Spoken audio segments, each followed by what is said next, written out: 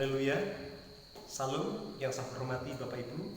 Firman Tuhan pada hari ini saya akan mengambilkan Injil Yohanes pasal 20 ayat 19 sampai 23.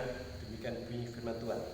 Ketika hari sudah malam, pada hari pertama minggu itu berkumpullah murid-murid Yesus di suatu tempat dengan pintu-pintu yang terkunci karena mereka takut kepada orang-orang Yahudi. Pada waktu itu datanglah Yesus dan berdiri di tengah-tengah mereka dan berkata, "Damai sejahtera bagi kamu." Dan sudah berkata demikian, ia menunjukkan tangannya dan lambungnya kepada mereka. Murid-murid itu bersukacita ketika mereka melihat Tuhan. Maka kata Yesus sekali lagi, "Damai sejahtera bagi kamu. Sama seperti Bapa mengutus aku, demikian juga sekarang aku mengutus kamu." Dan sudah berkata demikian, ia mengembusi mereka dan berkata, "Terimalah Roh Kudus.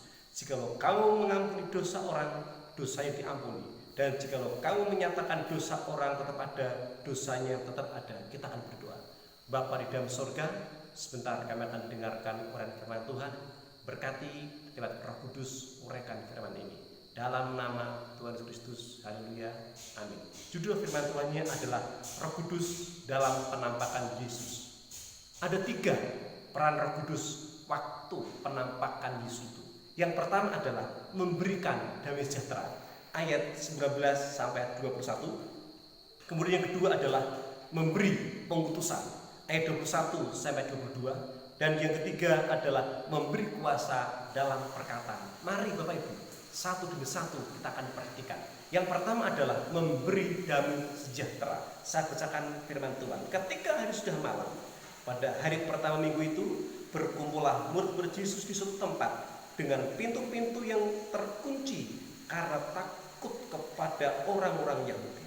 Pada waktu itu datanglah Yesus dan berdiri di tengah-tengah mereka dan berkata, "Damai sejahtera bagi kami." Dan sudah berkata demikian, ia menunjukkan tangannya dan lambungnya kepada mereka. Murid-murid itu bersukacita ketika mereka melihat Tuhan.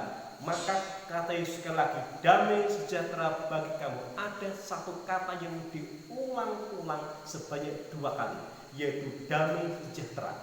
Berarti dari demikian, Roh Kudus dalam penampakan Yesus memberikan damai sejahtera. Mengapa memberikan damai sejahtera?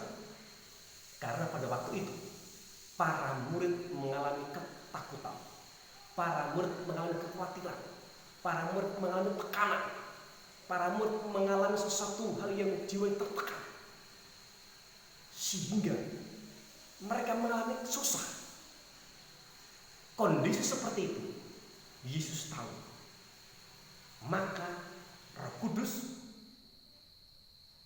melalui Yesus Kristus memberikan pemahaman, datang kepada para murid untuk memberikan damai sejahtera tersebut. Kata Yesus datang, rasa kekhawatiran, rasa takut yang ada pribadi murid hilang, dan damai sejahtera itu menguasai hati, menguasai pikiran, sehingga para murid mengalami sukacita yang besar. Seperti ayat yang ke-20 tadi dikatakan, murid-murid itu bersukacita. Mengapa mereka bersukacita? Pada sebelumnya mengalami ketakutan, sebelumnya mereka susah, sebelumnya mereka tertekan. Karena Roh Kudus memberikan damai sejahtera. Yesus Kristus datang melalui kuasa Roh Kudus memberikan damai sejahtera. Bapak Ibu, di dalam Filipi pasal 4 ayat 9 dikatakan demikian.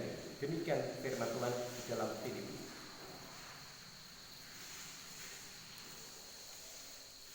Saya bacakan demikian Bapak Ibu. Damai sejahtera Allah yang melampaui segala akal akan memelihara hati dan pikiranmu dalam Yesus Kristus.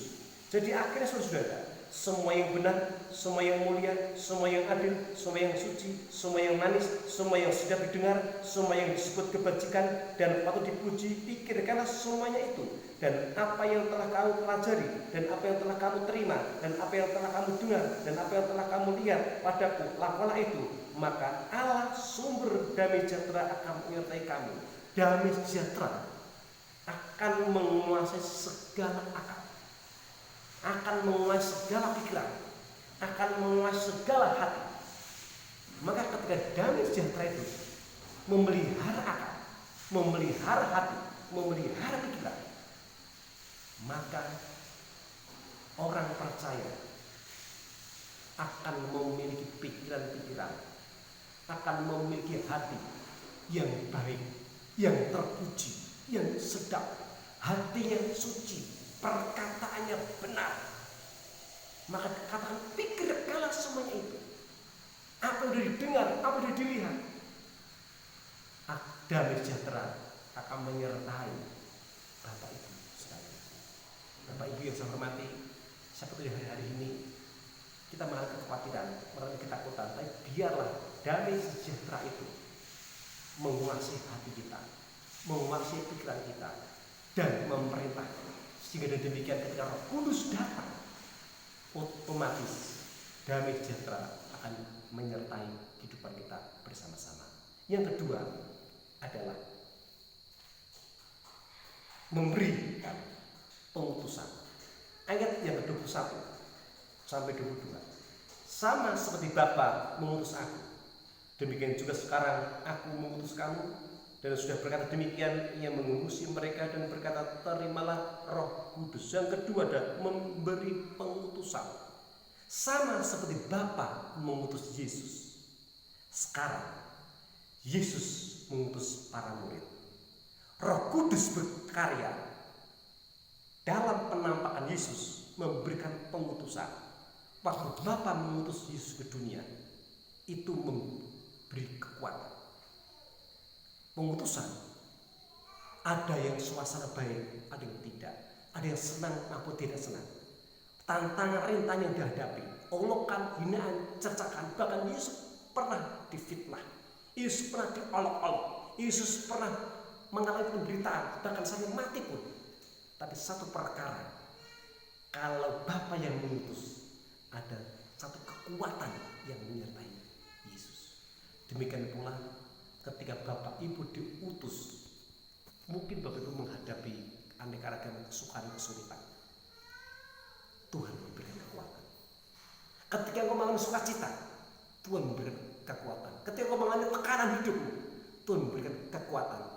Ketika engkau diolok, engkau difitnah, engkau diomongi sebanyak orang yang tidak baik, ingat, Roh Kudus memberi kekuatan dalam hatimu, dalam pikiranmu, sampai engkau lulus. Karena apa? Roh Kudus yang mengutus kita. Yang ketiga adalah memberi kuasa dalam perkataan. Ayat yang ke-23, jikalau kamu mengampuni dosa orang, dosanya diampuni, dan jikalau kamu menyatakan dosa orang kepada, dosanya tetap ada. Apa yang ketiga? Memberi kuasa dalam perkataan.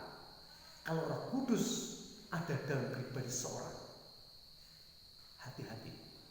Yesus berkata, ketika kamu berkata kepada orang, dosamu diampuni, orang itu dosa diampuni. Ketika kamu berkata kamu masih ada dalam dosa, dosa masih ada. Berarti ini adalah ada kuasa dan perkataan bagi orang yang di dalamnya ada kuasa Roh Kudus. Demikian pula Bapak, Ibu, dan saya. Ketika engkau mulai mengenal Yesus, sejak engkau percaya Yesus Kristus, ingat engkau sudah dimeteraikan Roh Kudus. Roh Kudus menyertai hidupmu. Roh Kudus bersama sama Bapak Ibu. Hati-hati di dalam berkata-kata. Banyak orang percaya tidak menyadari perkataan yang diucapkan ketika itu dipimpin dipenuhi Roh Kudus memiliki kuasa yang luar biasa, memiliki kuasa yang dasar. Maka pergunakanlah kata-kata lidah kita, kata-kata hati kita, dengan kata-kata yang mempermuliakan, yang memberikan kata-kata yang memberkati banyak orang.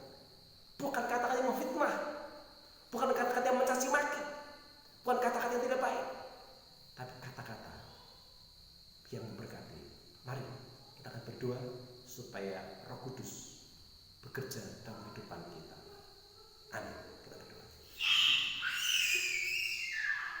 Bapa di dalam surga, terima kasih.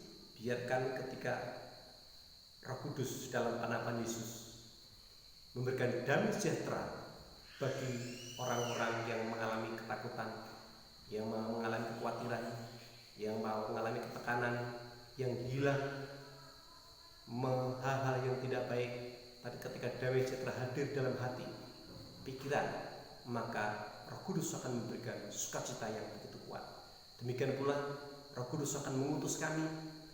Biarkan pengutusan itu memberikan kekuatan kepada kami dalam menghadapi situasi apapun. Kekuatan Roh Kudus menyertai kami.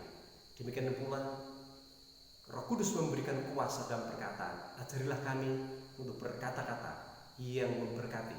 Kami ajarkan kami mempergunakan kata-kata yang mengagungkan Engkau. Terima kasih Bapa. Di dalam nama Tuhan Yesus Kristus. Haleluya. Amin.